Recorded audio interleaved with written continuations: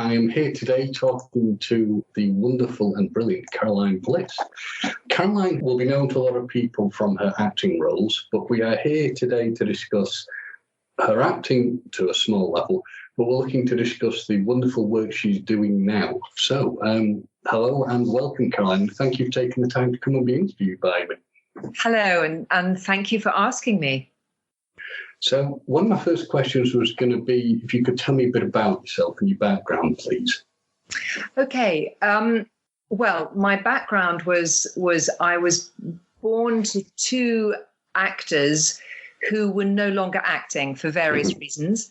And so it wasn't a theatrical household. They didn't really talk about acting. My father ended up teaching driving, and my mother was a full-time mum. And it was quite a chaotic. We were all quite creative people, I suppose, and it's quite a sort of chaotic household. My older sister, was mentally handicapped, as we called it in those days, and they thought she would die, but she lived. It was measles encephalitis, and she's still alive, and she's the most wonderful, vibrant member of our family. We all adore her. Excellent. But I think it was a struggle, and then there was my brother, and then there was I. And so when I grew up, I didn't have a sense of career or what it was to be a creative. I didn't know who I was or what I was, but I used to love dancing in my room. And just, I would put on Swan Lake, Tchaikovsky, or I would put on whatever and dance away. And that was, I really, really loved that. I guess I could have been quite academic. I went to Godolphin and Latimer School when it was a grammar school. So I had to pass the test to get in. Yes. And it was a very tough school. It wasn't a very gentle, loving school. And I think I'm quite a gentle person. So I found it very hard. And I think because of that, I didn't really want to continue with school. I think when I look at some of my other friends' routes, and I see the fun they had at school and all the friends they made and a much more caring atmosphere. And I look at schools, some obviously schools now, some of the schools that my boys have been to, and I think, well, that would have been much more fun, much more me. So I did leave. I left school, fairly early, and saw one day Shirley MacLaine on the television, dancing and singing her heart out, and I thought, that's what I want to do. That's who I want to be. So I sort of launched into a sort of, very kind of lost sense of, that's what I want to do. I want to be Shirley MacLaine. I want to be a star. I want to dance. And that's kind of as far as I'd got. It was a strange route when I look back at it, and not very guided by my dear parents, who I think were probably as confused as I was about how you bring people into the world of jobs and careers. And so they just supported me, which was lovely, really. Yes, you want to dance, let's look at dance schools. So that's the route I took. And it's very good to see that there was a support there from your parents, because you hear, unfortunately, a lot of the times when people mention to, their parents that they're wanting to follow a less academic career, should we say, or a less traditional sort of career, that there's almost they sort of withdraw and they're sort of shocked, aren't they? And it's sort of like, yes, they can't sort of fathom that the creative side of a person wishes to be nurtured and they want to try and go into something else. Well, I think that's very true. But when you look at families, they like to stay within the known, or the parents feel comfortable within the known. So I had creative parents, and they knew how difficult it was to be an actor, which is probably why they didn't say to me, why don't you try acting? Because they knew that was a precarious world. I think they just sort of let me find my way.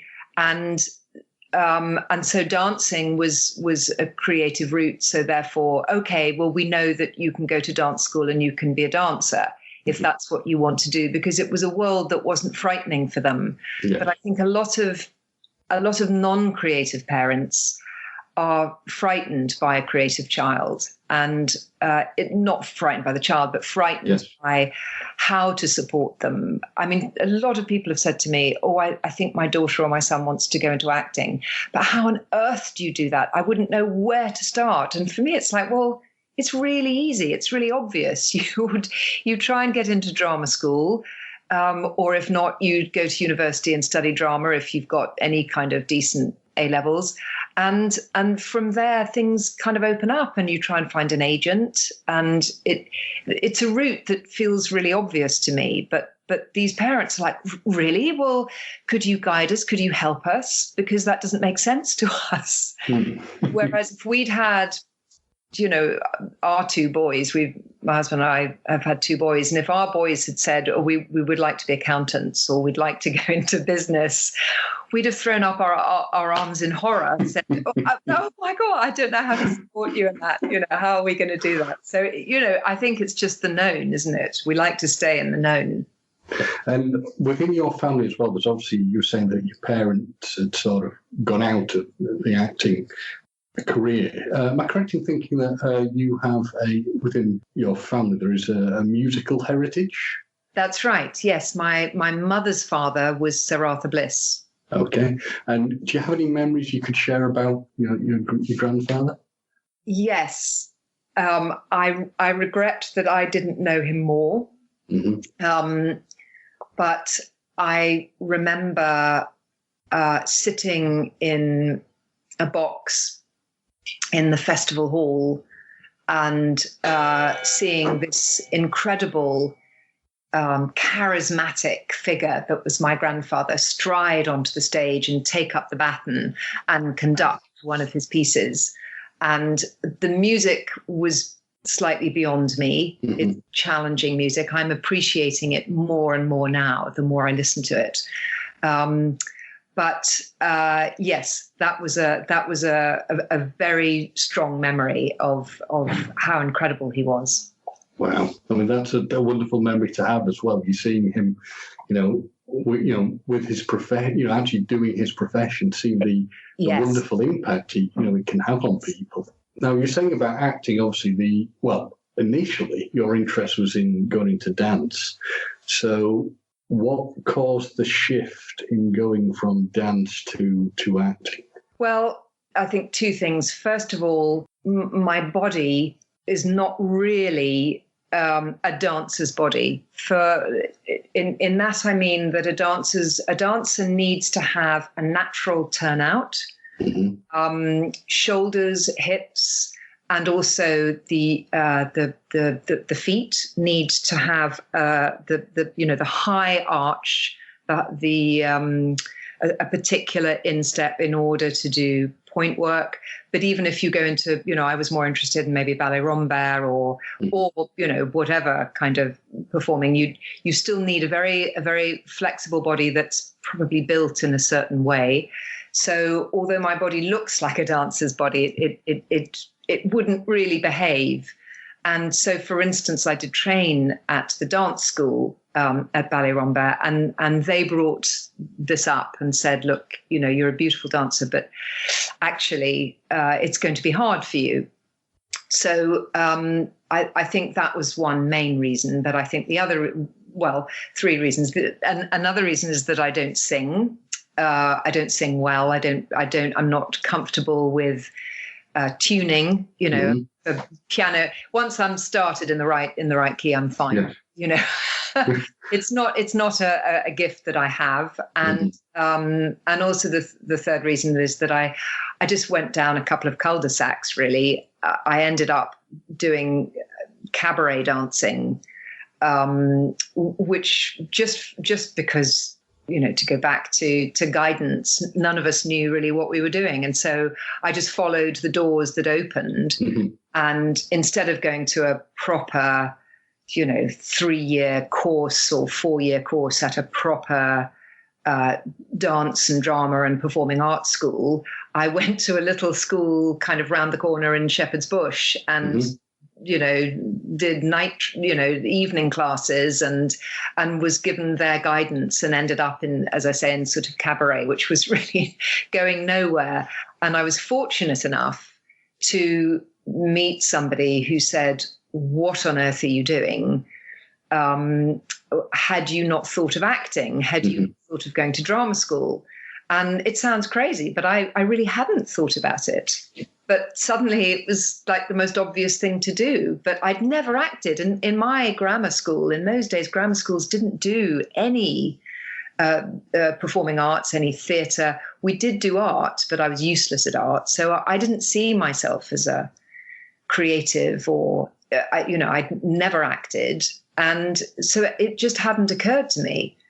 But yes, so when I was told, I then, again, my parents were supportive of that, and we looked into drama schools, and so I auditioned for drama school. So one of the questions I wanted to ask was that obviously in the profession of acting, as an actor, preparing for roles, it's probably one of the most extremely focused roles where you can be really scrutinised by a person. And you always hear actors saying, you have to be able to handle rejection. You have to be able to handle rejection.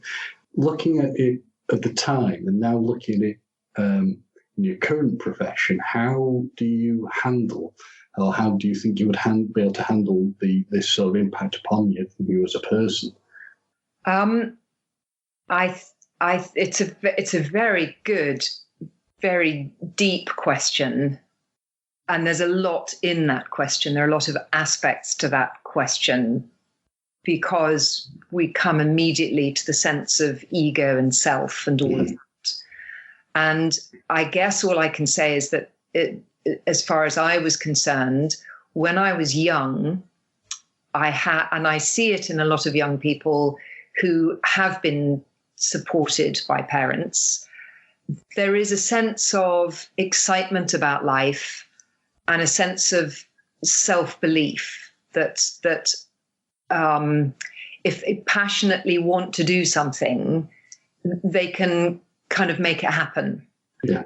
Not in an arrogant way, but just maybe they haven't failed yet. Do you know what I mean? I understand what you mean. Yes. Yeah. Yes. So I think I had a sense of that, of this. I had an enormous energy and an enormous drive and passion for life, and this kind of I had this vision of wanting to connect with the world.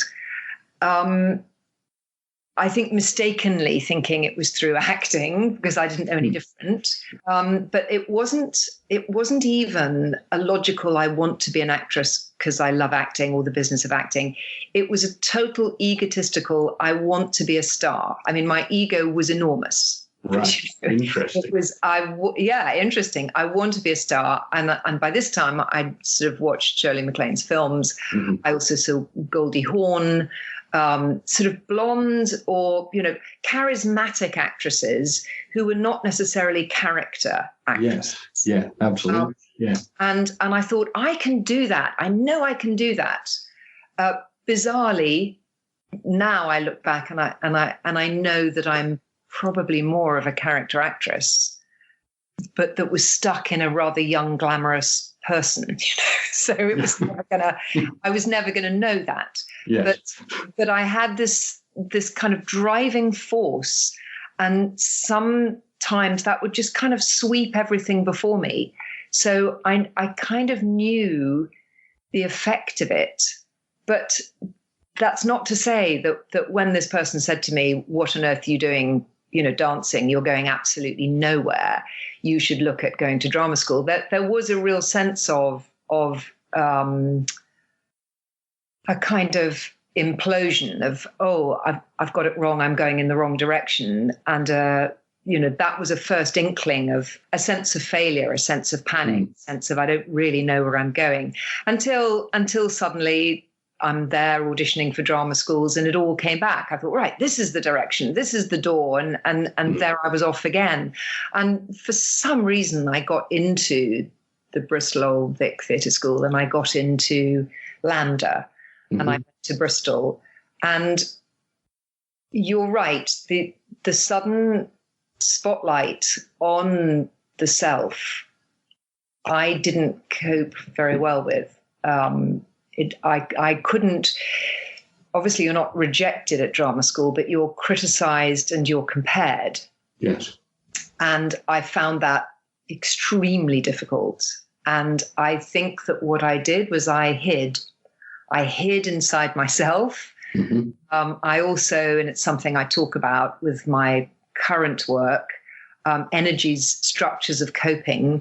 I think a lot of me, and this may sound rather weird to some people who haven't sort of thought about where their energy is, but I think I actually shot a lot of energy out of my body. I think I just wasn't very present. I have very little memory of drama school. I meet up with old friends now.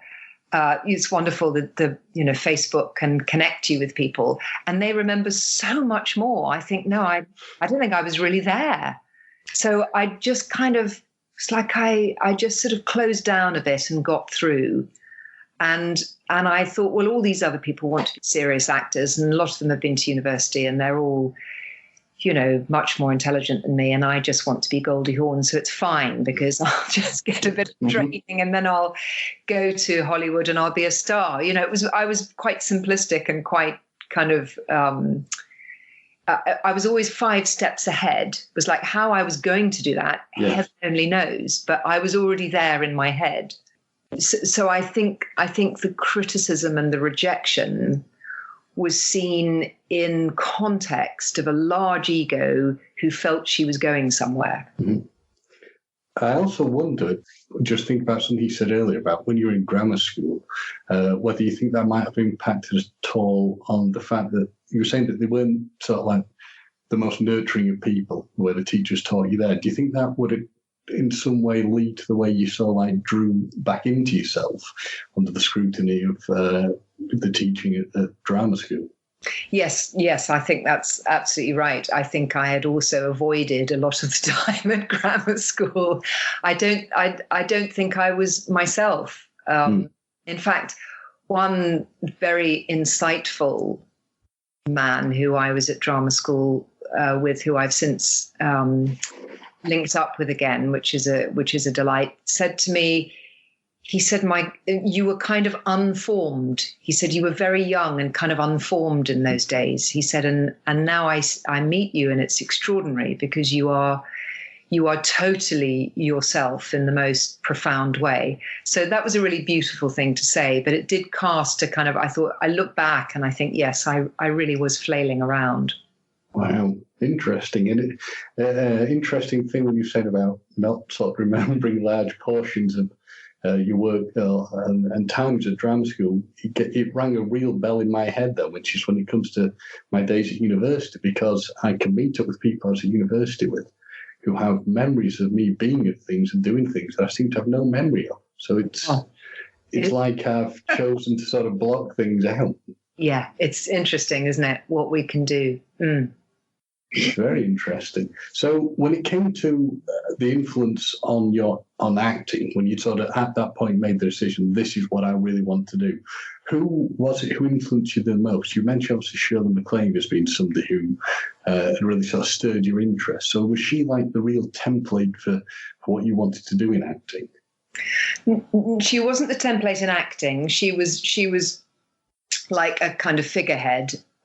In the same way that Goldie Hawn was a figurehead, in a sort of image of that's where I would like to go. Right. As I say, I was always 5 steps ahead. I wasn't really in the present, so I didn't have a mentor or a game plan I was blessed with a truly wonderful teacher at the Bristol Old Vic called Rudy Shelley, and he was an extraordinary man.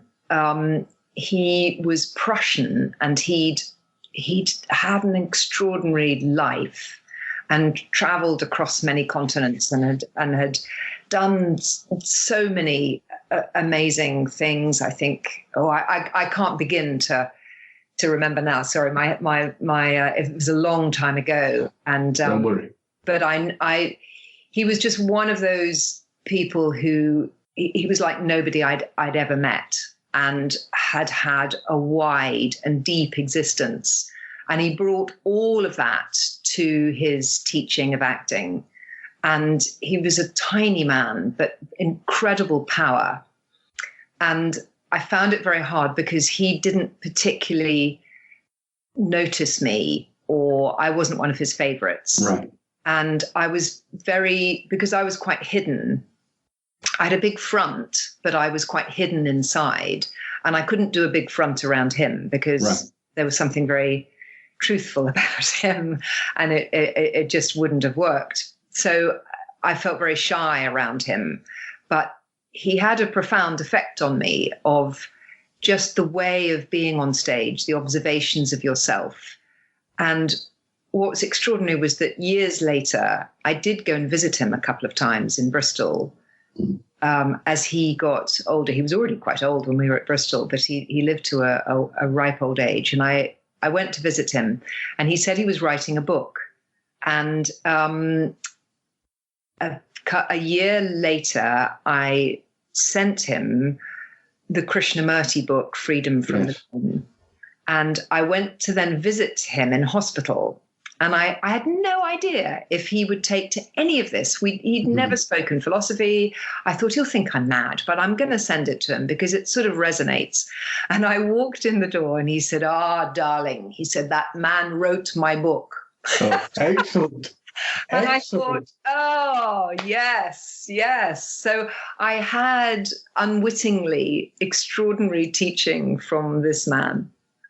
That's a beautiful thing. That is a really beautiful thing to know, that he obviously had this great impact upon you, and then you could give him back. Yes. Something that would help him in Krishnamurti's writing. That's wonderful. Yes. That really is truly wonderful. Oh. Now, I have to ask, obviously, you were cast in the role of Princess Diana, and it sort of makes me think of something. I interviewed Neil Innes, and we discussed the fact that when he started out, one of his early things was working on Magical Mystery Tour with the Beatles. Right. I remember saying to him, it's sort of like a no pressure. Yeah. It was like no pressure. How did you, because the pressure, at that point, you're probably going to be playing one of the most famous people on the planet at that time. How do you prepare for something like that? Well, I think, again, the ignorance of youth when I look back. And we're talking American ABC television here. We're not talking anything profound or it wasn't a major movie that was going to hit the world. This was a sort of one of those, what are they called? Biopic, drama, documentary things. I can't remember what they're called. And when I auditioned for it, I remember thinking, this is ridiculous. This isn't the direction I want to go in, because this is playing a woman that's alive. And two, I can't see that I can really play Lady Diana. So I went to the interview, and of course they were all American in the interview, and being partly American and partly Canadian myself, there's almost no English in me. I feel very at home auditioning in those circumstances, because there's a freedom, yes, and a sense of humor often that ties with my own. So I immediately felt at home. We were all chatting away. And the panel later told me of the process, that at this point they and I were thinking, no, this isn't right. This girl isn't really right. And at one point, they said something I said something, I think, that they took in the wrong way. And it embarrassed me, and it was slightly hysterical.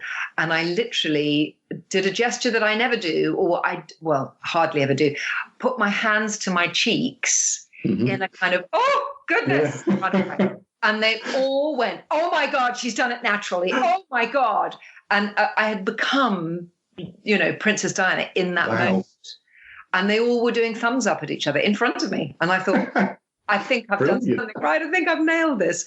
So the only, the preparation, what you can't prepare, was watching her a bit. And the worst of it was that I had lots of Farrah Fawcett hair. Farrah Fawcett Major was that actress in Charlie's Angels. And she had tons of blonde, curly sort of hair. And my frizzy mane, I would tame into that sort of thing. And I was rather, this was one of my hiding mechanisms, was my hair. And they said, oh, well, we have to cut it all off. So I know. And they sent me to my agent at the time, sent me to her hairdresser, which was one of the best things that came out of the whole thing, because he was also a rather fabulous Zen philosopher hairdresser, if you could imagine it. He was a really special man, is a special man, and is still my hairdresser and a good friend. But he said, I'm really sorry about this, as he cut all my hair off. He tried to give me a long lady dye, and the producers looked at it and said, nah, needs shorter. Oh dear. Then we cut it shorter, and I looked in the mirror and I thought, well, I look like my brother now. It's all over. It's just, this is really tough. And every day my hair was such a challenge, because any dampness, which of course we've got a lot in England, and the whole thing goes frizzy. And it was only 2 years later that I learnt that CBS were also making a film about Charles and Diana at exactly the same time. And they'd cast, was it Catherine Oxenberg? They'd cast an actress who had long hair in it. Mm-hmm. And apparently she'd worn a wig all the way through. And I thought, oh, you're kidding me. So it sort of became about the hair a bit. And I played the script. It was a simple story, and it needed simplicity. And I didn't know what I was doing. But it all worked out wonderfully. So although they did, of course, take all your hair away from you. Exactly. It was fine. Let's put it that way. It was fine. I don't think many people saw it. Well, it's still something it's a historical note and historical record. So, yeah, I'd say it's important. So in 1983, you worked on a film called Chess Game. And as a piece of work, it obviously has impact upon your life, but it has even more of a huge impact upon your future direction, because you were working with Terence Stamp, who, if you could pick up the story on how he impacts upon your future, please. Yes. I was working with Terence Stamp, and I didn't really know much about him, because he was such a big star in the 60s, and I was really too young to have seen his films. Mm-hmm. But everyone had warned me that this was one of the most beautiful men I could meet. And he had, I just remember as soon as I met him, he had this extraordinary presence. Mm-hmm. And again, wasn't really like anyone else I had come across. There was something different, something unusual about him. And yes, he was very beautiful, but he emanated something that was fascinating. Not necessarily peace, but just a depth. And so I began to talk to him about that. He'd come back from India not too long ago, and he was already on his famous health regime. Yes. So he would bring a thermos of mate tea in, sweetened with a little bit of honey, and bring juiced beetroot. And he talked to the crew about their health and about what they should be doing. And he was just, and so I was inquisitive, and I wanted to know all about it. And I just never thought about life or questioning myself or anything at all. And so he just opened my eyes, and he then one day gave me this book by J. Krishnamurti called Freedom from the Known. And when I opened it, it was like opening a long lost door to myself. I just thought, this is this is truth. This is resonating with me somewhere. That this is really what I am now. This is the direction I now want to go in. I didn't know what that meant or anything. It was also quite funny because here was a movie star who was also deeply spiritual. And so what happened was that my ego jumped into that and thought, well, this is even more fantastic because not only can I be a movie star, and by now I'm reading, Shirley MacLaine, I think around that time, I think she wrote Out on a Limb, and she was starting to own up about her spiritual path. And I'm thinking, this is incredible because now I can be a major movie star. I can live in Beverly Hills or on the sea, and I can teach people about going beyond the ego. You can have it all. I can have it all. Yes, I can live the dream. So that, yeah, I was a little bit misguided, should we say at first, but a profound door had opened by working with this man.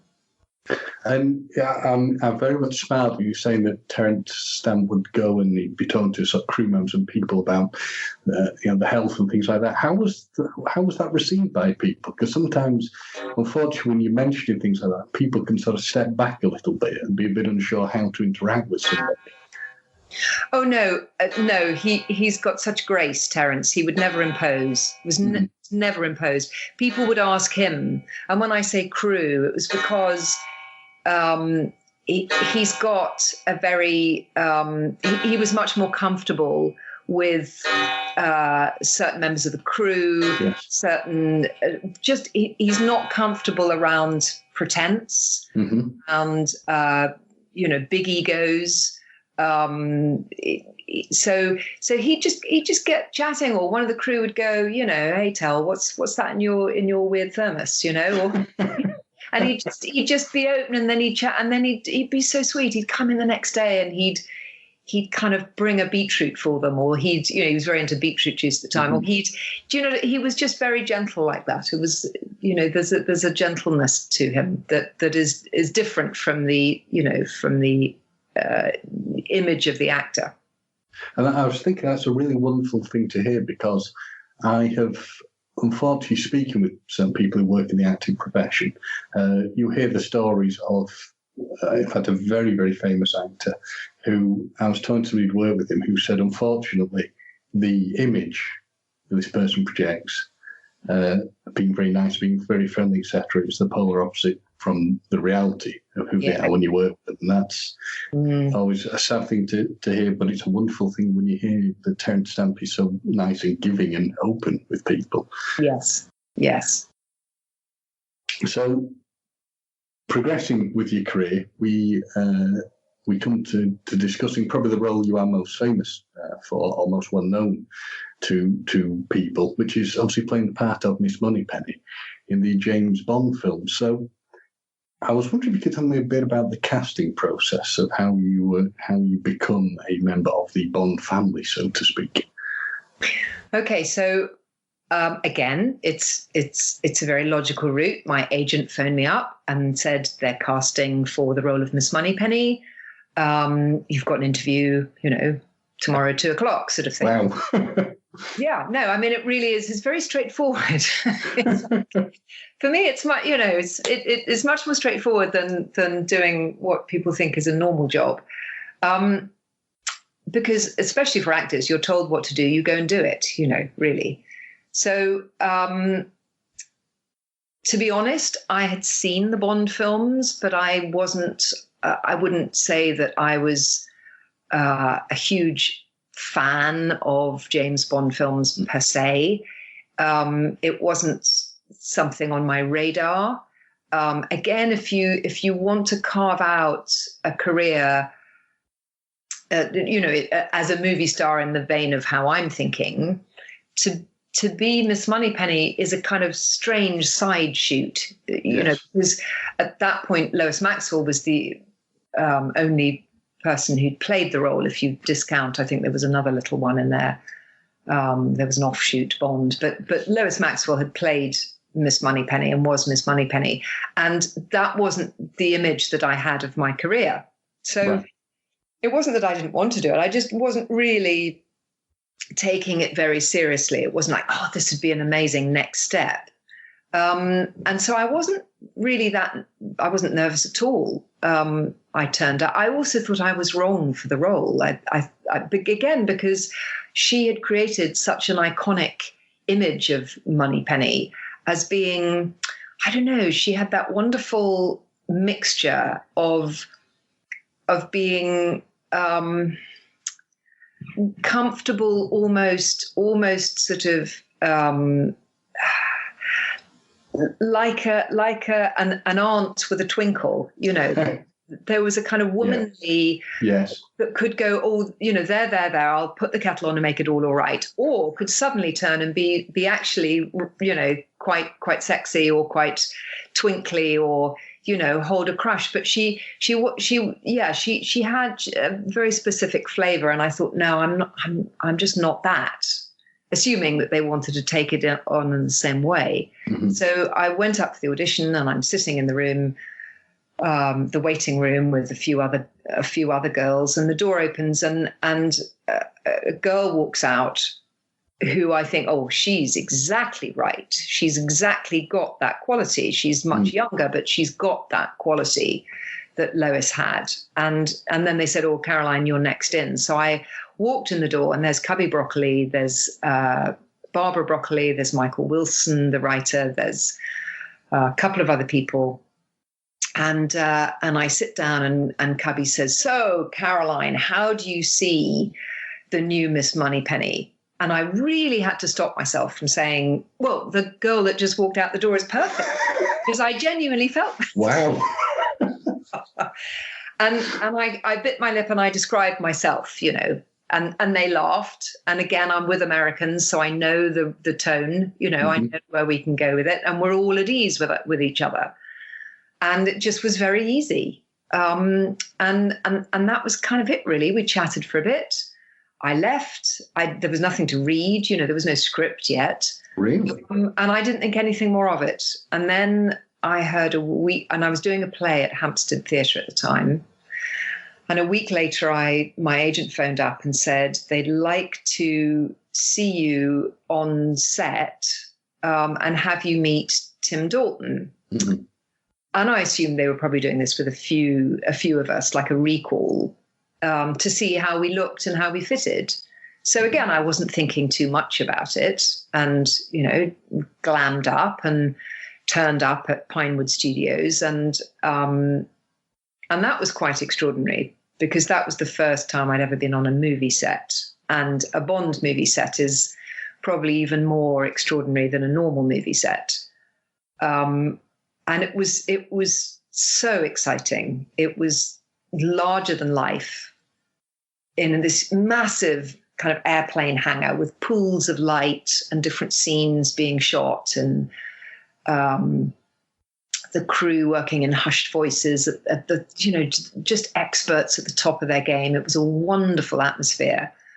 And out of the darkness strolled towards me Tim in his you know, tux or whatever, just looking, you know, like James Bond. And luckily I had seen him on stage playing Kyo not long ago, and he was wonderful. And we had a couple of actors friends in common, and so I was able to say, I saw you on stage and I thought you were great, and we were able to chat and talk about these other actors, because I think he's also quite a shy man underneath the exterior. Mm-hmm.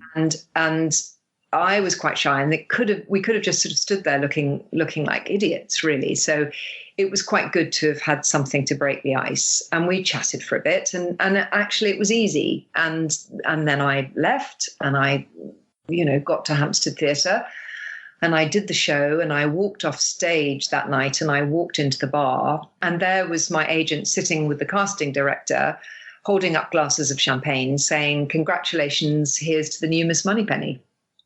And that's a wonderful, wonderful way of having it toasted and finding it out. I think that's... Well, Do you know, the size of my ego was such that my first reaction was, hang on a minute, we haven't had the conversation of whether this would be a good move or not. You can't say that in front of the casting director. No. So I took my glass of champagne and went, thank you, cheers. Interesting when you're saying about the fact that you sort of didn't think you would be the right person for the role. I remember listening to an interview where they interviewed Mark Hamill, and they told him about the fact that he ended up playing the Joker, and he thought, there's no way they'll cast me in this role. Not going to happen at all. Went in completely relaxed, did his thing, and then said when he found out he got the role, he couldn't even remember what he'd done. I was sort of panicking. But they're like, we've got playback, you'll be fine. Wow. Well, that's exactly it. Exactly. It's always good when you just relax and you're yourself. And then if it's meant to flow, it flows. So you've gone into this, it's a huge juggernaut when it comes to, I'm assuming it's a huge juggernaut from the way you've described it, of working on Bond. And it sounds like you had a very good relationship with people you work with. Do you stay in touch with any of them still? No, but what's lovely is that there are occasionally I will do a Bond signing or a Bond event, and Gareth Malone, this lovely guy who sometimes organises events, sort of keeps us all in touch, and I'll turn up, and some of them will be related to the film that I was in, or some of them will be general Bond things. But it sort of becomes a little family, and it's always a delight, every few years to see some of them again.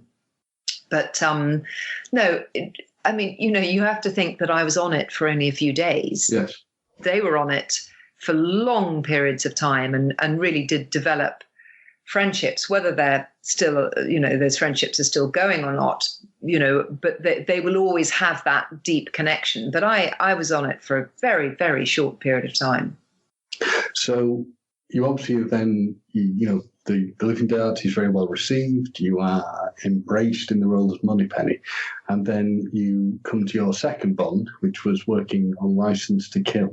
It was only a very small scene you seem to have in that. I was surprised at how short that scene actually was. Was there any more to the scene that you were aware of? Was anything removed from it, or was it that sort of level, that sort of just a small scene? Well, it's funny that you should ask that, because it reminds me, it brings that time back to me, because first of all, I was also surprised. That was the scene, and I remember thinking, oh.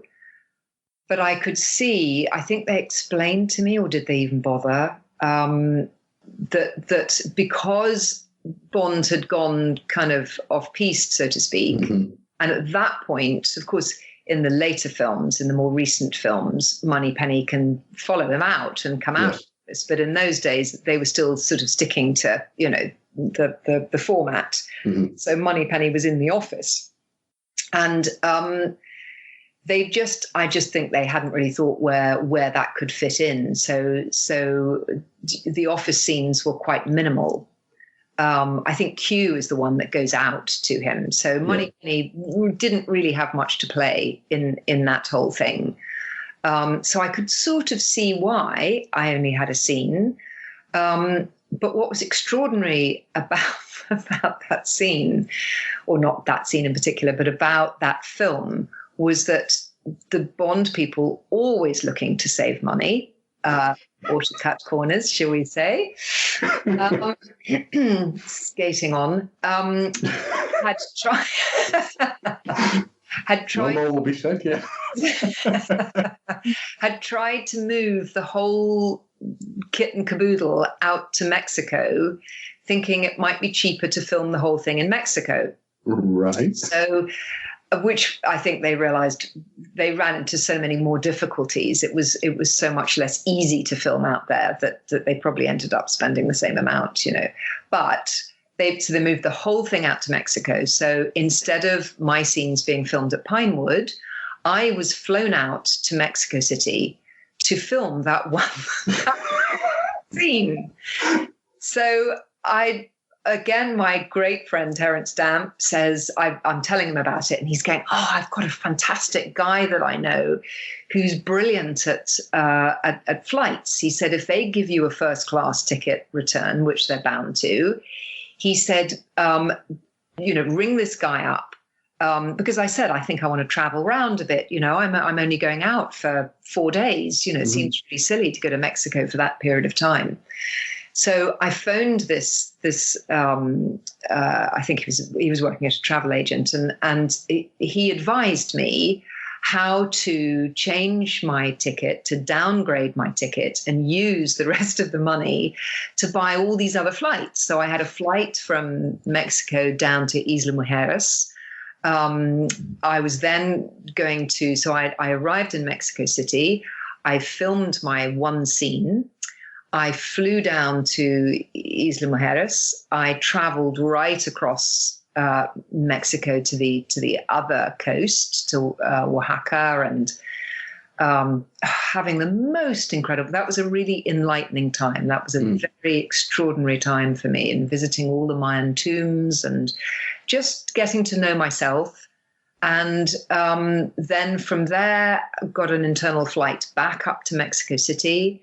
I remember walking onto the Bond set, and they were filming the casino scene, and nobody recognized me because I had this sort of dark tan, this kind of wild hair, and my one pair of shorts and T-shirt that I'd lived in for, how many weeks, and this radiant look on my face of, just fabulous. Whereas I'd left there quite stressed and, tired and jet lagged with the flight. Anyway, I then had an internal flight up to Santa Fe, where I had a couple of contacts, and I spent some time there. And then I went over to LA, and I arrived in LA, and this was my big moment to, okay, this is my first step to being the movie star. I'm going to shine moment. I'm going to shine moment. So I had my little rucksack, and I had one dress in my rucksack that I carried around Mexico.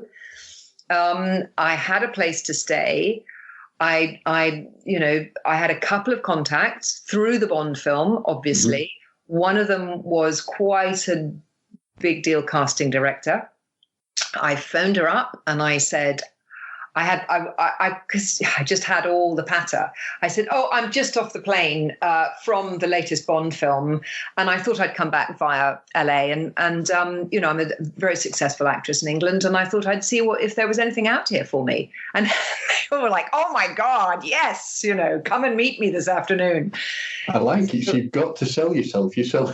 Yeah. You those excellent moments. Good thinking. It was perfect. So all doors opened to me. I ended up with, a top guy, William Morris, saying, "Oh my God, she's going to be the next Glenn Close. This is amazing. We have to take her on." It was, it really was, this is happening. So I had an agent.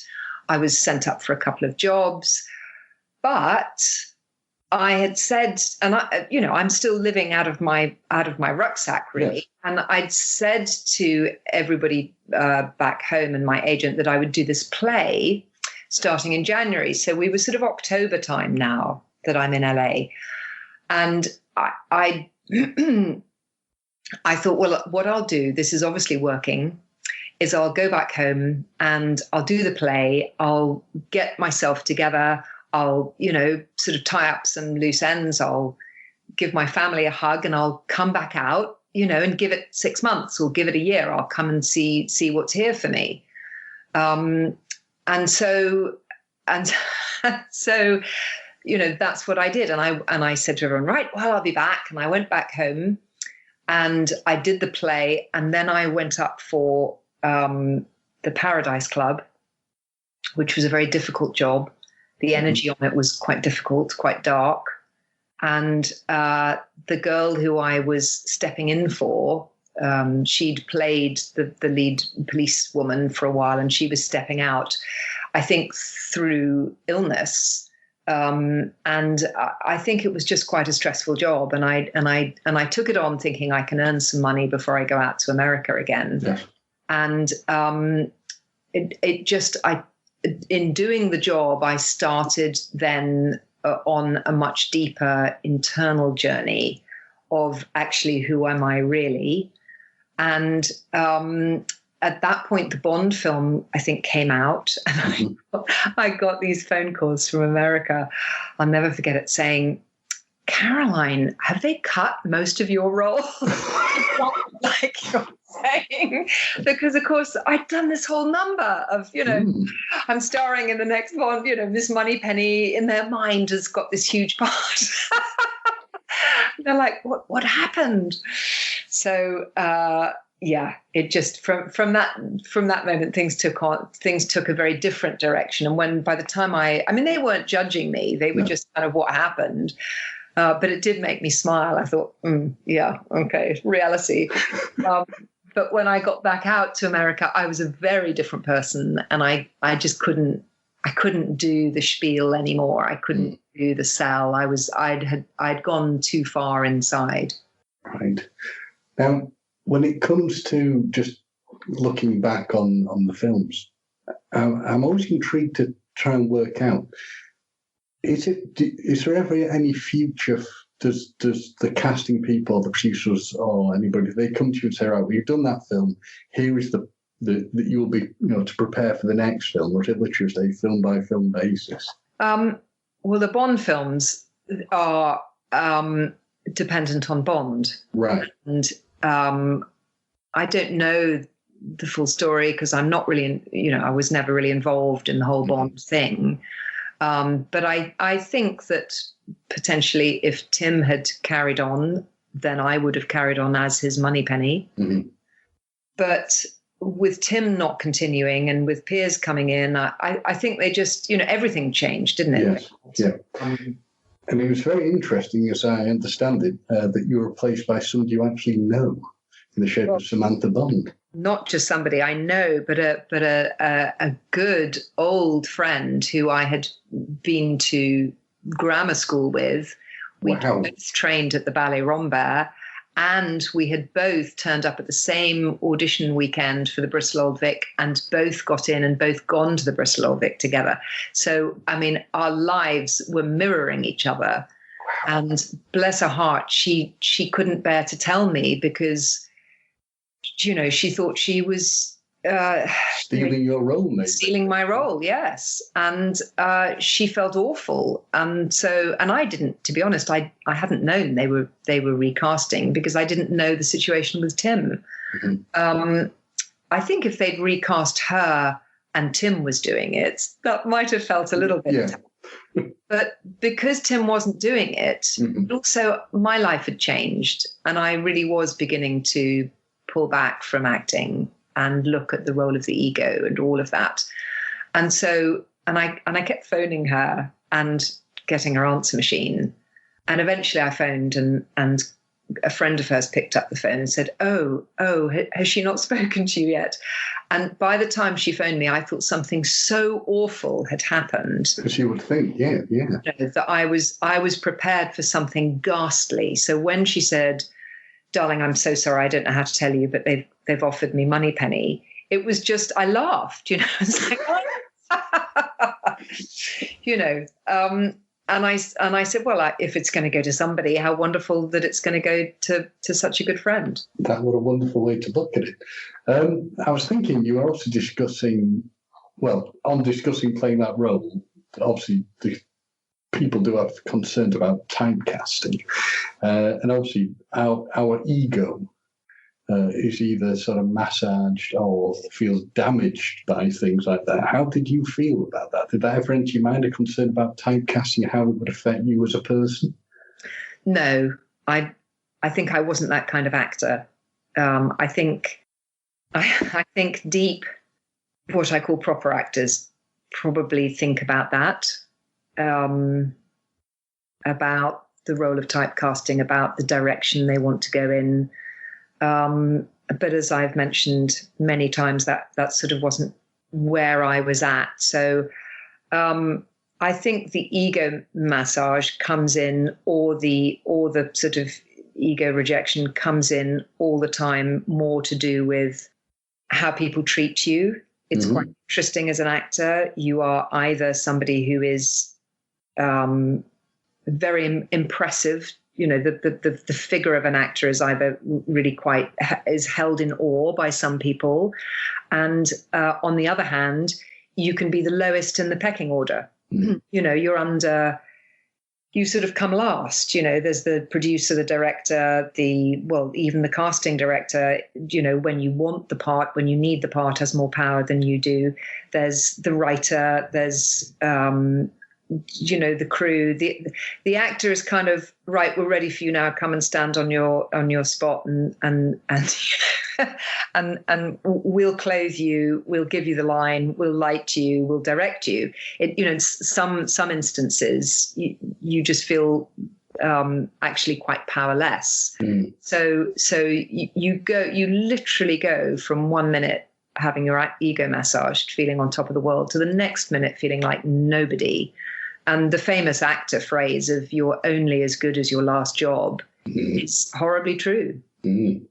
So we come to what I consider to be the really interesting part of this interview. And everything before it's been interesting, Caroline, so don't think I don't mean like that. No, I know what you mean. That really whets my interest is that you made a change. You made a really big change from pursuing the career and the life of an actor into going to a more spiritual path. And obviously there is the going back to your contact with Terence Stamp when he was sort of giving you the initial information about the work of Krishnamurti.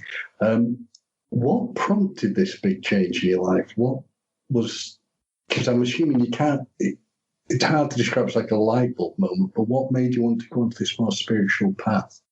It was or can it be described as a light bulb moment? Well, it was a slow process with various light bulb moments. So the process had started the minute I met Terence, the minute I read Krishnamurti. Something had shifted within me, or a perspective had shifted. And as I say, I then hooked it onto being a star. I hooked it onto the ego. And then as I worked with this over the years when I was being an actress, I had the insight that what I was doing was the Krishnamurti teaching and non-dual Eastern philosophy is about being free of the separate self, being free of the ego, and this sense that we are a psychologically separate entity that lives its own truth. It's seeing beyond that to an eternal truth, to a more an infinite truth and a deeper connection. And so what I realized I was trying to do was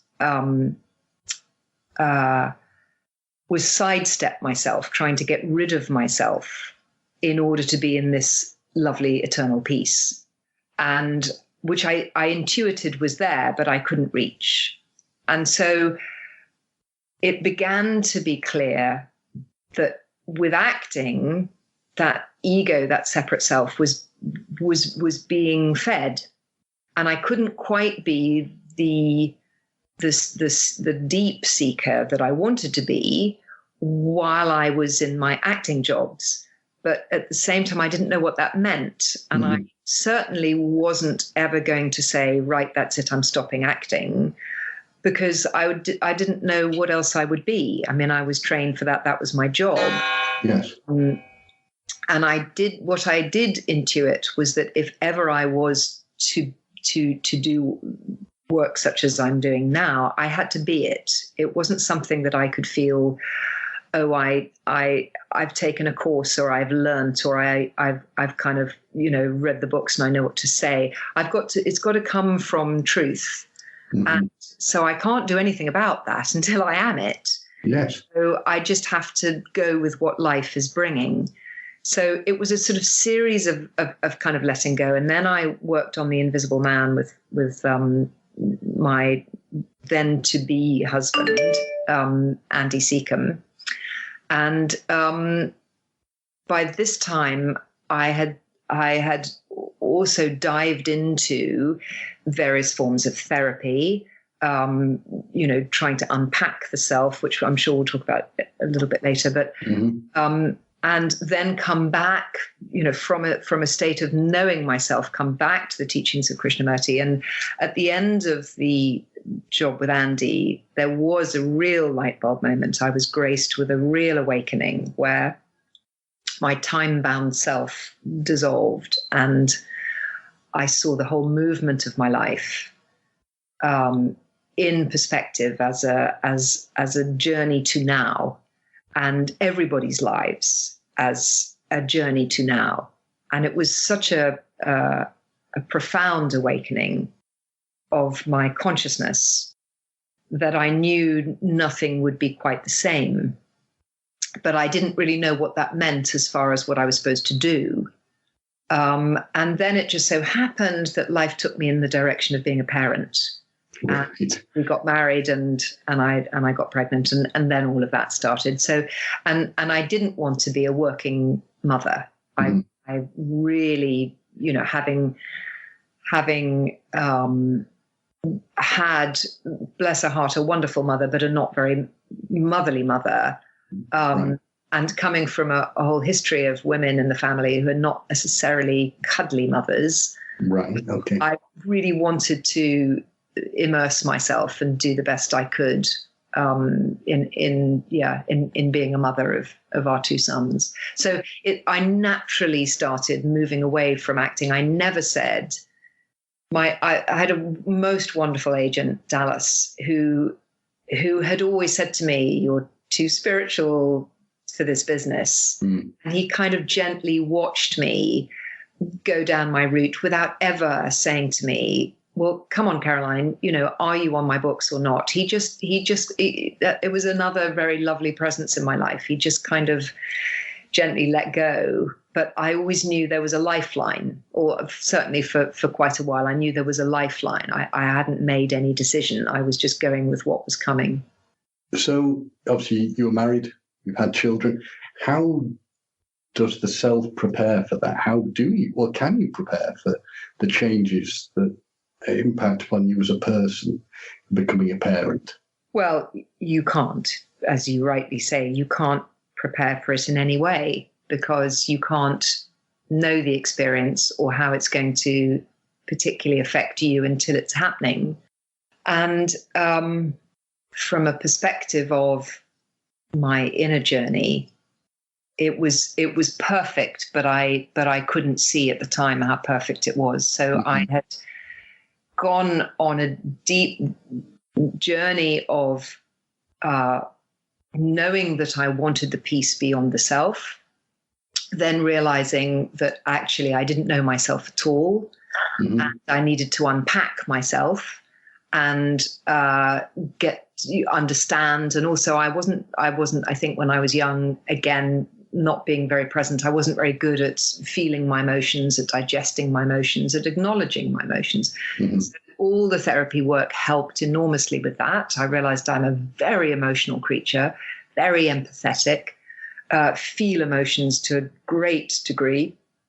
And so having really gone to the root of that and unpacking my family, my, all my traumas, my problems, some of the, difficult experiences I'd had through my life, having unpacked all of that, having come back to the teachings of Krishnamurti, having had this moment of everything falling away, there was still further to journey, because I think what happened is that in there, I began to feel, I think I'm ready to teach. I think I'm ready to communicate to people. I don't quite know what it is I need to communicate, but I can feel that I'm ready. And I think there was a further battering of the ego to come, because the moment that I was pregnant and going into motherhood, I was totally thrown. I think I thought, from this position of enlightenment, I'm just going to be the most wonderful mother, because I'm going to bring up this child without ego. It's just going to be amazing. It'll all fall into place. It'll all fall into place. This is how you bring up a child. It's just obvious. And oh my God, both boys came along and went, think again. You think you're free of the ego? Well, we're just going to bash you over the head with it. You are far more angry, reactive. Yourself is going to be shown to you in all its hideous glory, in a way that only children can. And so I kind of lost everything. I lost everything and hit a deep humility of really not knowing. And that it was a kind of real bottoming out of, okay, I get it. So I think there's a spiritual Zen saying of chopping wood and cleaning rice or something, until you can do that without ego, without needing to be anything at all, you're not ready. And it felt like that. It felt like I needed 10, 15 years of chopping wood and cleaning rice. And going, but I want to be of use. I want to be somebody, I've got this wisdom. And it was like, no, you haven't. No, you haven't. You're just a mum. Just get in the car, just put the laundry on, just make the children's food, just, you don't know anything. And postnatal depression and, two very demanding, extraordinary boys. We struggled with money. It was being part of the struggle of existence. Yeah. And what that eventually gave me was the link between the search for self-love of the Western teachings, yes, and the freedom from the self of the Eastern teachings. And the link for me is the emotional body, which is manifested as the inner child. And it's like there is a part of us that says, I've come to this earth with gifts. And in order to use those gifts, I need to learn wisdom and compassion. And for instance, if you had a room full of new mothers and a woman stood on stage telling them all, these are my 20 points to being a perfect mother. And she goes through them all and they all make sense. And the women are like, oh, this is great. And then one woman says, so how many children have you had? And she says, oh, I haven't had children. You can imagine that the whole room would go, oh, you try, difficult birth, colic child, or not being able to feed, or worrying about this, or no husband, or, you try all of that sleepless nights and then come back and tell us how to be the perfect mother. And it's kind of, I feel it's the same with our journey on this earth. We come to this earth and we have to learn why it is human beings are not living in peace and harmony with each other on earth, why we don't choose love, why we don't choose our altruistic sense of how to live, because we get stuck in this subjective, reactive relationship to life.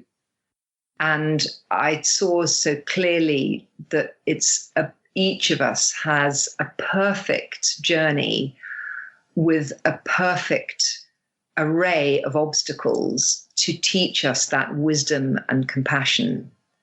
And only in understanding and digesting and being fully aware and compassionate with the self in our acknowledging of these difficulties, of suffering, of rage, of anger, can we begin to bring that alchemical love and compassion to the root of ourselves, and therefore to others. Therefore, each self then becomes not separate from ourself. And so the rippling out of awareness of actually, I am no different. My story is different and my packaging is different, but I am no different from the rest of mankind. And that's a very well, to me, that's a wonderful way of looking at it, because one of the things that I found, not just myself, that sounds terribly egotistical, but in general, the West has this real problem with the fact we compare ourselves so much to everybody else. We should have if someone does it this way, we should do it this way or better. Yeah. Do you? The thing of the comparison issue. Do you think this can be overcome? Is it possible to do it? Is there a way of doing it? I think it's really hard. I think comparison you're absolutely right. It is one of the roots of why mankind is unable to flower and live in harmony. Because as soon as we compare ourselves to another, we're stuck in separation. Mm-hmm. We're stuck in ego, and social media is all about comparison. Yes. Schooling is all about comparison. A lot of families are all about comparison to your brother, your sister, or the ideal of how you should be. Our psyches, mankind's psyche, part of the movement of the brain has become about comparison. And even when people have let go of comparing themselves to other people, for instance, they may then compare themselves to the ideal they hold about themselves, or then they compare themselves to how spiritual they're being. Mm. Or, I felt really in the flow yesterday and I was really in my heart, and today I'm not. So, oh God, I've got it wrong and I want to find that again. I mean, the brain is constantly comparing. And I think to try and stop the brain comparing brings us into conflict with ourselves, because we are comparing. So we'd have to control the brain to stop comparing. So the only direction is to actually bring a greater amount of awareness to the fact that we're constantly comparing. And then, as with any issue, to really unpick and intuit it down to the root. So my problem with comparison might be different from, say, your problem with comparison.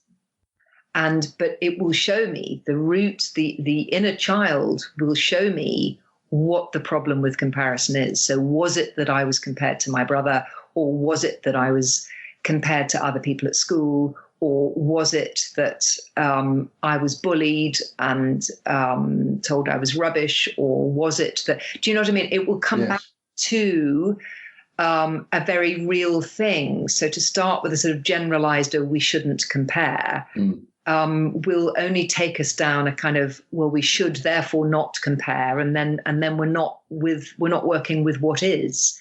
Whereas when we get to really know ourselves and the root of ourself, as I say, this kind of inner child, we can then go, that when I compare, I'm back into a scenario that I know inside. And when we take the attention and the love and we realize that each time we compare now, we're given an opportunity or a gift to actually bring compassion to the root of that self that had been compared from the start, if that makes sense. So every moment is a gift of understanding. So the reason for me that the inner child is important, it isn't the end game, but the inner child is a really important bridge, is because, for instance, we might sit in meditation with lovely music and a candle or whatever, and be longing to find, inner peace and stop the brain from comparing, or stop the brain from worrying or being anxious, or all the things that the brain does. And actually what's happening is that the self, the inner child, is saying, yeah, but I'm actually needing to look at this stuff. I'm needing to learn wisdom and compassion. I can't let go of it yet because you haven't unpacked me. You haven't looked at me, and I'm in pain, or I'm angry, or I'm confused. So don't just push me aside and make me find peace. I'm not ready. Whereas when the child has been heard, when we've really when we found that inner sense of self-acceptance and knowing and being with, not intellectually, but really viscerally in the cells of our body, then it's the altruistic nature of the inner child to say, oh, okay, now it doesn't need to be about me. Now I'm ready to actually see what the good of the whole is. Now I'm really ready to let go of my story and my needs for the good of the whole. And that becomes then the entrance into the spiritual life. So is that, if I understand it, because one of the things I wanted to ask you about was the fact that to sort of move forward, you've got to be able to forgive yourself and others of the things that have happened in your life. And without doing that, you are stuck in the moment of being unable to address issues and move forward. It can feel impossible to do that. Going off my own experiences, it can feel that it's something you can never do. What advice can you give for a person who wants to do that, who wants to try and forgive maybe themselves or forgive others?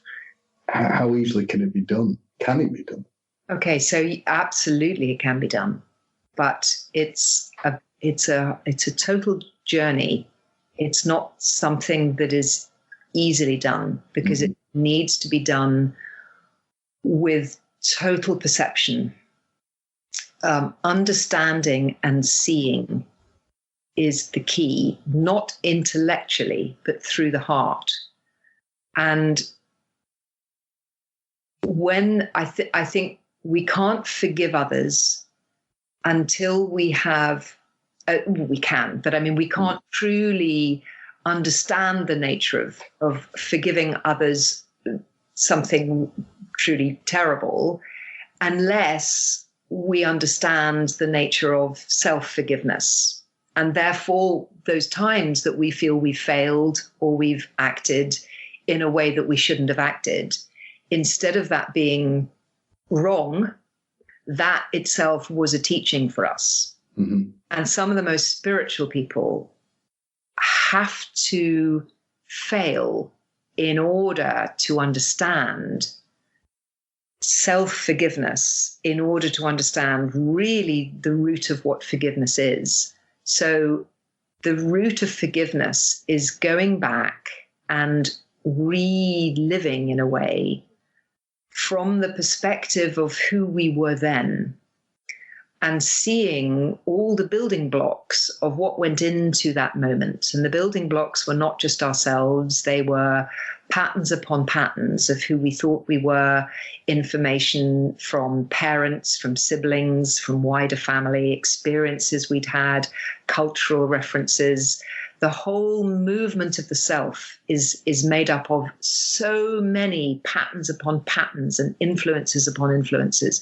And we don't see this. We just see each instance on its own. But by the time we come to do something or something happens for which we can't forgive ourselves, we have already been so impacted, the self has been so formed that we actually... It's almost like the not that we don't have a choice. That's not what I mean. But it's like this.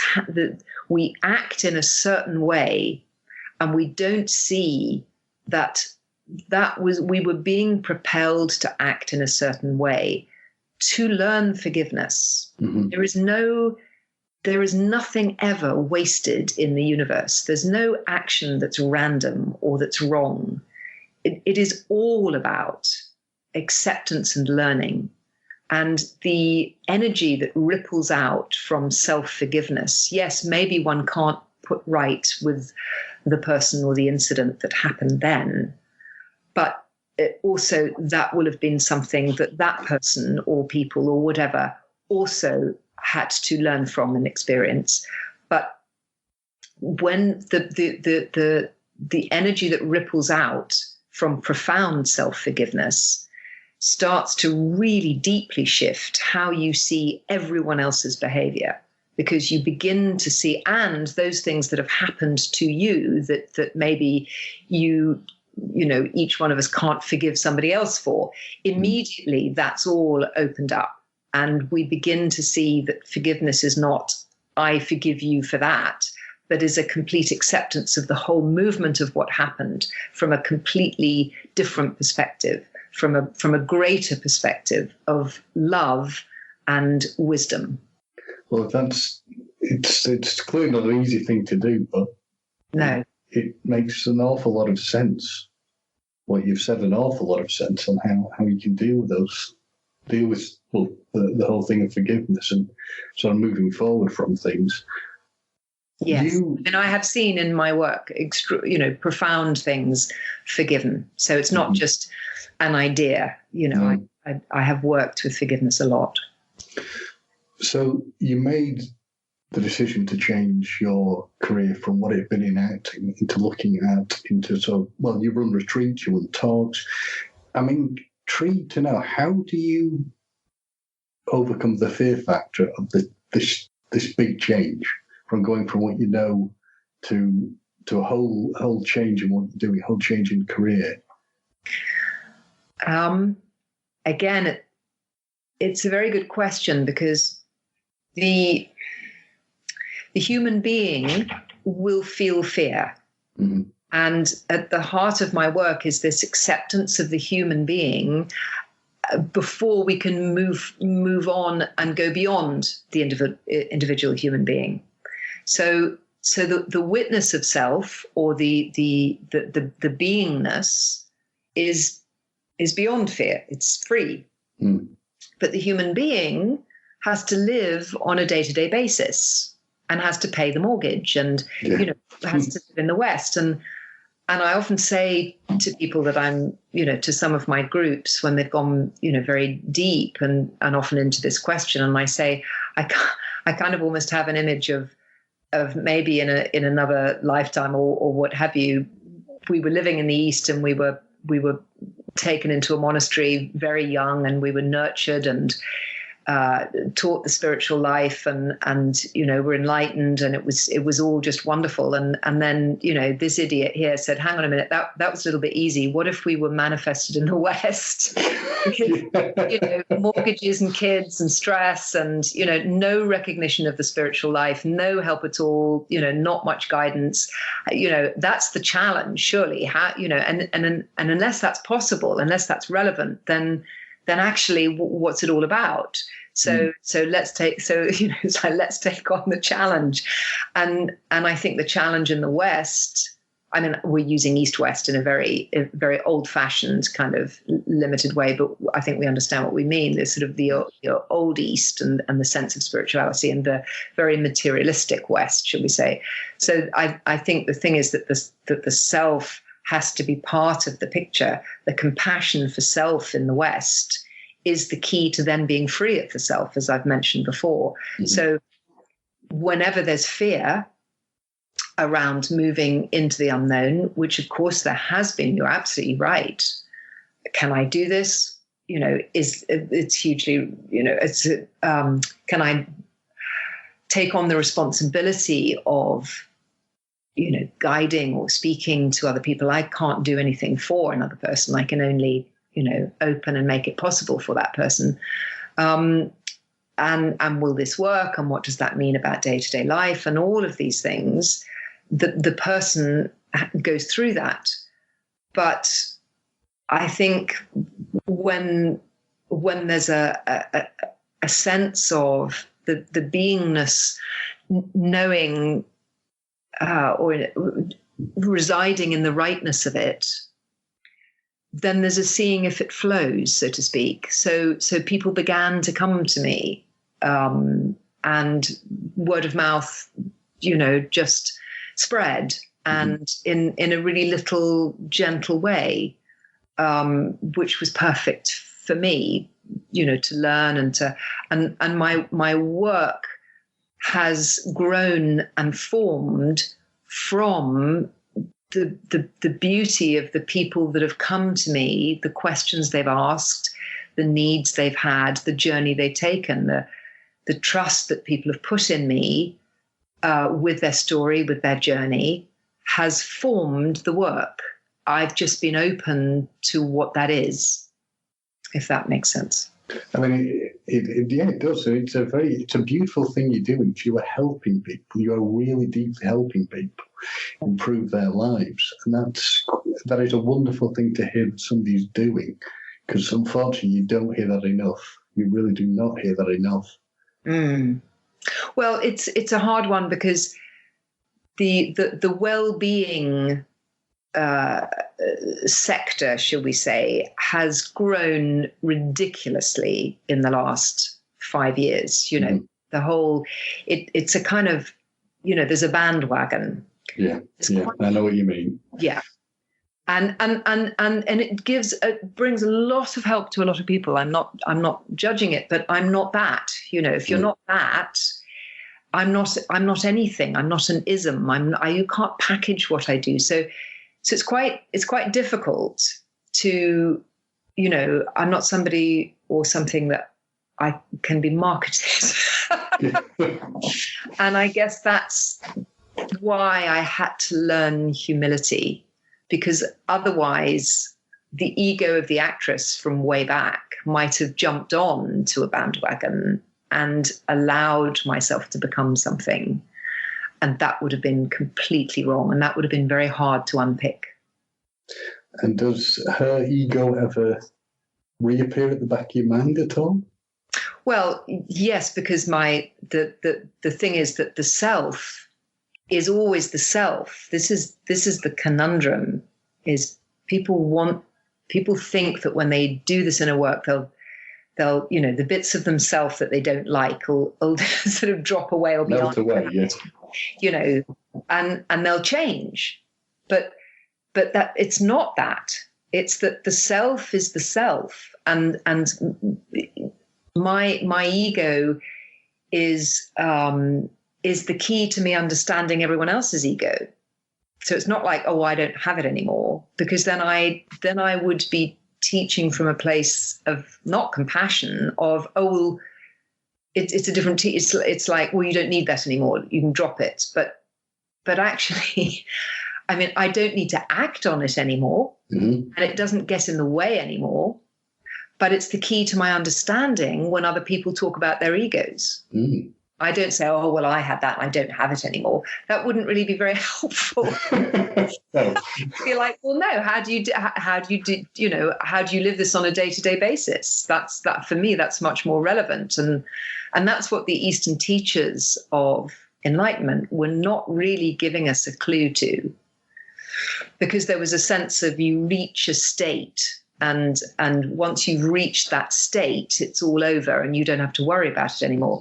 And that's the beauty for me of one of the beauties of Krishnamurti's teaching, is that he has never taught that. He has always said it is a moment by moment living. And I think that's really important. I agree. I really do agree. What do you say is the most challenging and rewarding part of your work? Oh, sorry, what's the most challenging part? What's the most rewarding part? I didn't word that very well, sorry. I think the most challenging part is what we've touched on, is because we're living in the West and I'm supposed to sort of run a business. Do you know what I mean? And what I do isn't a business. That's very challenging for me to actually trust that I can sit in my truth and that it will come to me. I need to put it out there. I have a sort of, you know, I've made a Facebook page, but I don't pay it a lot of attention because I'm not very good at all that. I don't really know, you know, but it's lovely to have a connection to people. I don't really like the ethos of Facebook, but I'm not quite sure what to do otherwise. But so it's there, and I love the fact that I can, you know, occasionally post something on it, and that people can reach me. I have a website which someone helped me make, and I love. But when the Western brain comes in and goes, well, you're not doing anything, you're not organizing this, you're not out there, or someone says to me, God, you should be all over this, you should be this, you know, it's the challenge is trusting that the right people always find me. And because this work is not easy and it's not for everyone, not everyone wants to truly go to the depths that I go. therefore, those people that have looked deep enough find me, or that know that they're ready to work with me, know that they're ready. And that I am quite a gentle soul. I'm not someone who's, wanting to process, millions in group chats or, talks. That's not kind of who I am with this work. Actually, my trusting that it is growing organically is right for me, but it is a challenge. Yes. And the rewards are obvious. I mean, the rewards are obvious. Seeing and witnessing and being part of people's lives profoundly changing, it is just so humbling and glorious. And when you're running your retreats or work, the workshops you run, what, for any of our listeners who would be interested in telling them, what sort of things happen at them? What can we expect? Obviously, each one will be different because the people you're dealing with, but is there a general sort of template on the way they run? Yes, there is. So the retreats are structured, again, the retreats have taught me how they go. So there are a series of retreats now that have manifested, really, which is lovely. So the first retreat, anyone coming to the first retreat will be spending, so they're Friday to Sunday, they're quite short, the first retreats. It's like a real taster, a real dip, a dive into this work. It's intense. And the person will be able to explore for the first couple of days, able to really explore what the root of themselves is. They bring all people need bring is their story, which we're all aware of our story. And with a group who are also nervously, everyone is very nervous because it's a big thing. Yeah. But with a group of other people who are also bringing their story and their vulnerability, we create a space where we begin to not only unpack the root of each person's self, but there is a sense of shared humanity. There's a sense of shared experience. We look at the nature of compassion for the self. There's often a big shift in those first few days. And then on the third day, usually by that time, people are kind of opened up and ripe to experience going beyond the self. So we look at stepping back into the witness of the self and merging with the energy of all that is, with love, with the sense of the one movement of life, a deep, deep sense of peace. And from that, people then have the first of all, a lovely sense of themselves and the world when they leave, but also the tools to start moving forward in their day-to-day life using this work. And then, as I say, given it's all very new, the work and the setup of the retreat, not the work, but the setup of the retreats. Yes.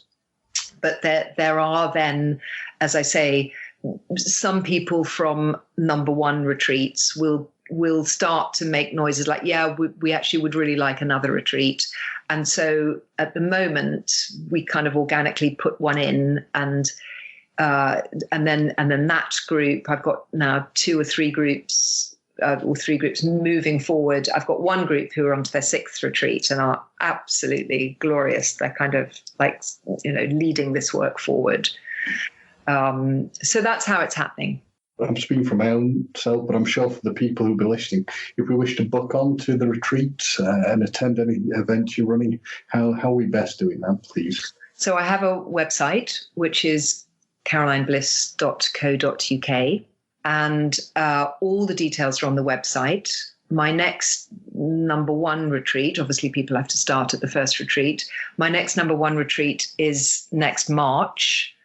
what I often do with people is, because I do work one-to-one, but I usually, if someone is interested in coming to a retreat and is definitely coming, but they want to just have a session with me first, that's fine. You know, I often work with people, or someone who's come on the retreat and then is maybe facing something afterwards that they feel they need guidance. They can book in a one-to-one session with me. So I do one-to-one sessions, but I don't anymore usually, unless somebody's abroad and a slot has presented itself, in which case I can work on Skype with that person. I don't usually take on people just for the one-to-one journey, because I don't have so much time, obviously, anymore to just work with one-to-ones. It's more magical, it's more powerful, and it sort of works better when it all gathers itself towards a group. So the information's all on my website. Excellent. Now, Caroline, you have a book. I have a book. Yes. The Compassionate Heart. That's right. Please tell us a bit about, what you can about it, obviously not spoil the reading experience for anybody, and how we can purchase it. Well, I've always wanted, as I do this work and as I've discovered what the work is, as I say, I've wanted to give people a tool that they can take away and have to continue or to start doing this work. Because almost everyone that works with me says, you know, in between being with you, what can I read? What can I, you know, I'll obviously give people an idea of what to do, but, you know, we love a book, don't we? We love the words of the person. Certainly I've loved, you know, the various books that I've had, you know, the certain books will live by my bed in the past, you know, it's like really soaking it up. So I know how important it is to have a guide. And I think a book can be a lovely guide, especially if you know the person or you're working with a person, or if someone has said, well, this is interesting work, but you're feeling a bit like, oh, I'm not sure. And how would I go about, you know, entering this path, looking inward? Some people have a deep sense of the spiritual path, but have never thought about looking inward, you know, at their own story, at their own lives with respect to that.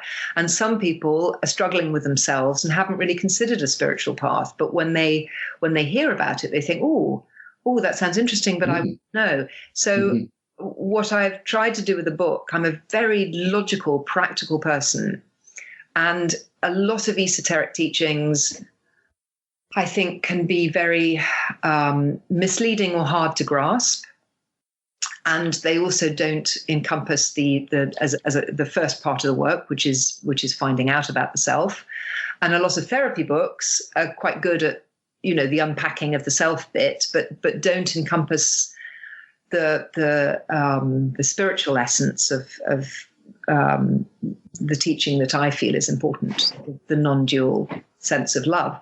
So the going beyond the self. So what I've done with the book is it's literally a kind of an A to Z of the journey. So it's very practical. You know, we start here. This is what it's about. Yep. This is how you go, forward into step by step, looking at yourself, finding out about yourself. This is what we do. Try this exercise. It's like you're sitting with me for various sessions, and that's the book.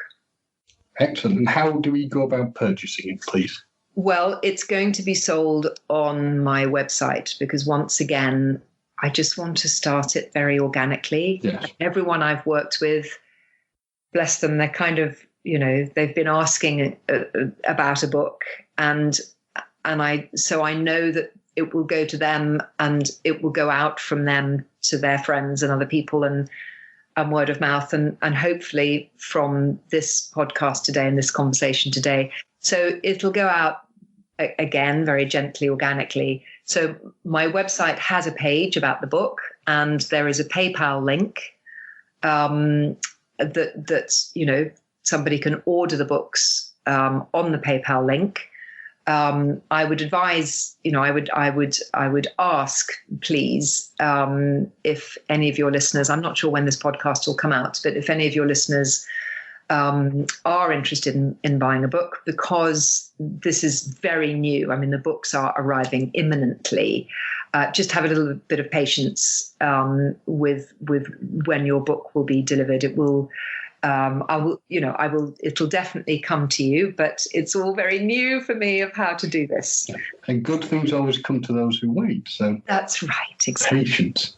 We're obviously, just coming to the end of our interview. And are there any sort of future projects or events you're going to be at that you want to share with my listeners? Well, yes, there are in fact two Bond events coming up. I do this really lovely work with a company called Cue the Music, which is, I believe, how you contacted me, because you. That's correct. Yeah. And they're an incredible band that's been put together by Warren Ringham, and they play the Bond theme tunes like you've never heard them before. I mean, the standard is exceptional. And they've got two great singers, and they put on these evenings of a journey through the Bond themes.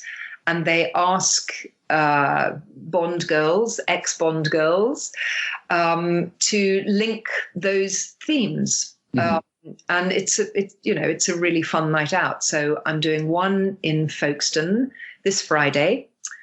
And then the following Friday, and you'll hopefully know what that date is, because I haven't got my diary in front of me. I believe that's the 6th of September. Thank you. Hoping I'm right. 6th of September, I shall be in Bradford, and I know that there are still some tickets left for that one, for Cue the Music in Bradford.